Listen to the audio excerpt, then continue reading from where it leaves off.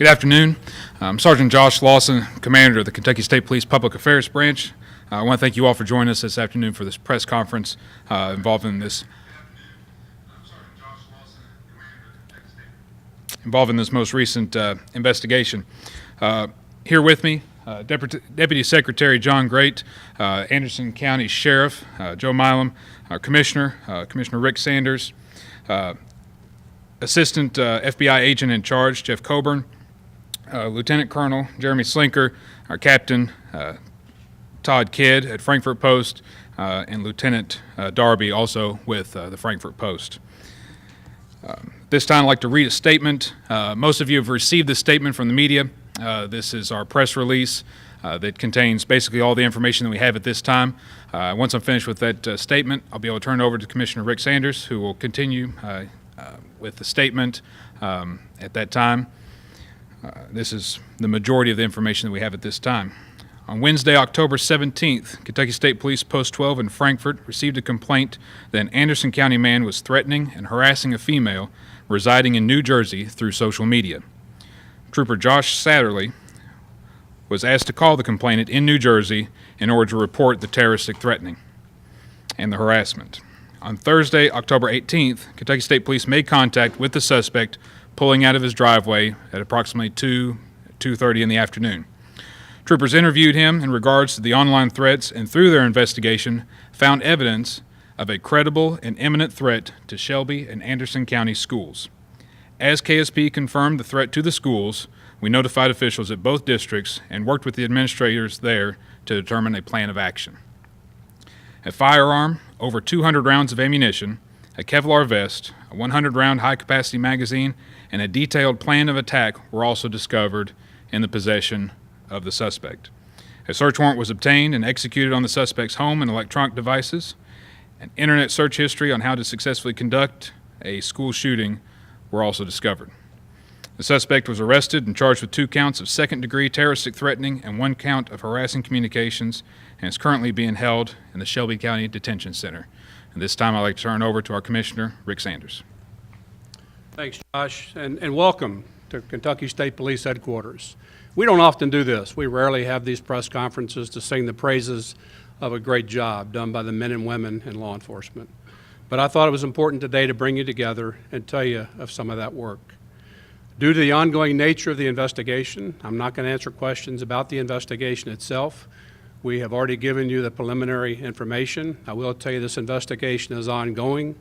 We're working with other law enforcement partners to find out more as to what may have driven this person to attempt this act. The other thing I won't do is I won't mention him by name, and I won't glamorize him for this evil deed that he's done. So we're not going to talk about him. We're not going to talk about the case. But I want to talk to you about the collaborative effort between law enforcement. You know, I often talk about the thin gray line and how it stands between good and evil. And today we've got an example of how that line stood strong. I wish to highlight and recognize the great work of one trooper in particular, and that's Trooper Josh Satterley. In close collaboration with the FBI, LMPD, Anderson County Sheriff's Office, and Lawrenceburg PD, Trooper Josh Satterley did his job well. Josh is a humble person. He's out there right now working on this case. He's a humble, dedicated trooper. And we see this every day among the ranks of KSP and law enforcement. We often hear about when we make mistakes, and we do make mistakes in law enforcement, and when we do, I'm always the first one to step up, dress up, and fess up. But today we're here to talk about great work by law enforcement. We often hear from the community, well, why should I call the police? You guys aren't going to do anything about it. This is an example of how when you call the police and we work closely together, we do something about it. The call came in from a victim to Trooper Satterley. He looked into this thing thoroughly, found out that we were going to work with the federal agencies and also local law enforcement to try to ferret out exactly what happened, what led this young man to do what he did. You know, I'm not a social worker. I'm not a mental health professional. I'll leave that up to the experts to try to dive into what caused this young man to have his thoughts. But I do know law enforcement. As you know, I've been doing this for 40 years. And every day I'm amazed at the work being done by law enforcement, by the federal agencies, by the state police, and state and locals. But this again illustrates when we work together, take information and do due diligence to that information, we can make a difference.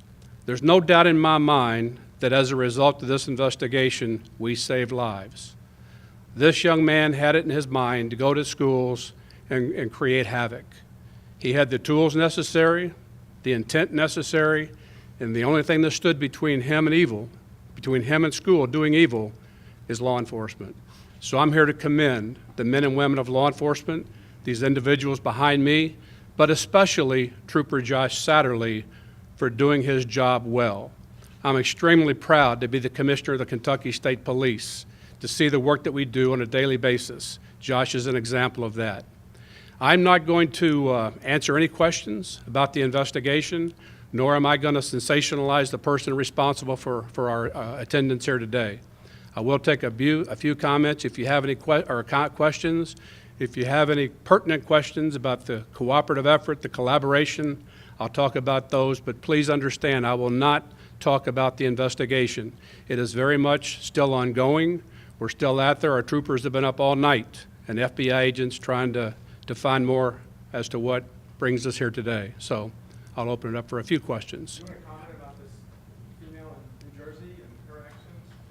Yeah, the call came in from a female in New Jersey, and this is a threat that she perceived on social media, and that she called, rightly so, she called the Kentucky State Police to lodge a complaint.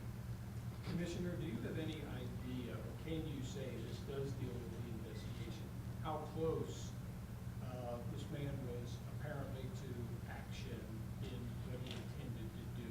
Was it today or Monday, or can you give us any hint at all? I can tell you that he was caught backing out of his driveway with the tools he needed to commit this heinous act. So was he going to a school to shoot people yesterday? We have every reason to believe that he was. Yesterday.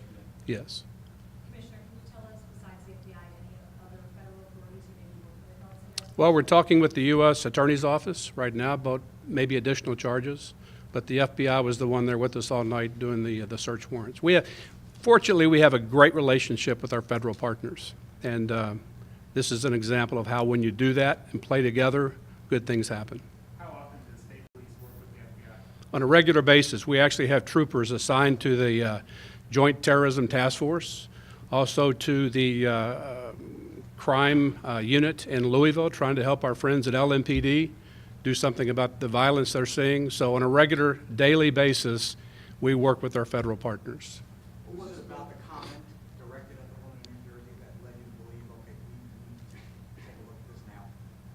What led us to believe that? What was it about the comment? Well, her comments, her complaint, and the fact that we saw some of the things being posted on social media. Was this man targeting any students or staff in particular, or was he just targeting the schools? And again, I don't think I want to go into that because we're still trying to complete the investigation. Is there a threat anymore to the schools involved? Say that again? Is there a threat anymore to the schools involved? You know, not that we know of, but again, we're still looking into this investigation. The person responsible for this has been lodged in jail, and but we're still looking into what's going on out there. With major school shootings and these threats that are coming in more and more frequently, how important is it to have an open line of communication with the school districts and to work with them cooperatively to handle these types of things? That's a great question, and we have to work on a daily basis with the schools, and we have to do what we can to try to take this information to completion and try to stop anybody from doing what we see happen. So it's important that we work with the schools, and we're dedicated to working with the schools. Yes, sir? Could you elaborate a little bit more on Trooper Satterlee, once he determined what was going on, what steps he took? I really can't get into that, I'm sorry. What about with the school systems, the SROs? We notified the superintendents of both county school systems and worked with them on what information we had. Does this man have a connection to either of these schools? Did he attend either of these schools? I don't want to get into that at this point. Was the investigation still open after he was questioned in May, or did it just kind of open back up again when we heard about the comments in New Jersey?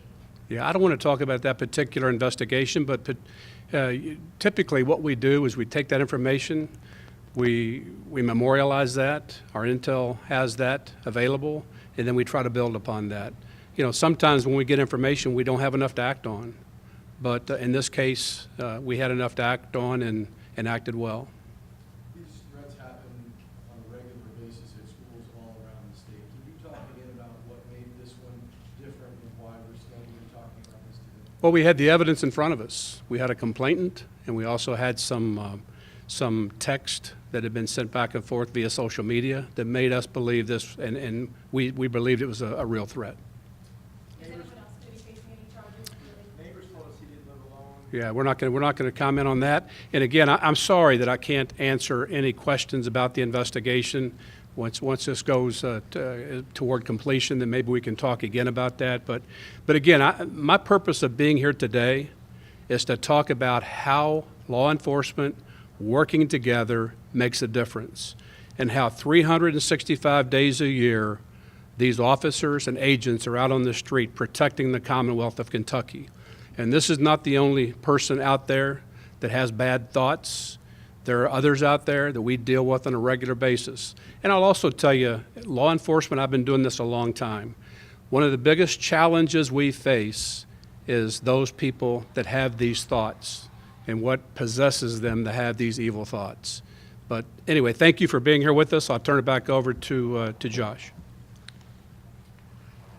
All right. Thank you very much. We appreciate, as the Commissioner said, our partnerships with local law enforcement. We appreciate our cooperation, partnerships that we have with you all, the media, and we appreciate you being here today to get this information out. And we appreciate those who have joined us on our Facebook Live feed and our Facebook page. Any more information can be looked up there through KentuckyStatePolice.org. Again, thank you, and this concludes the press conference for today.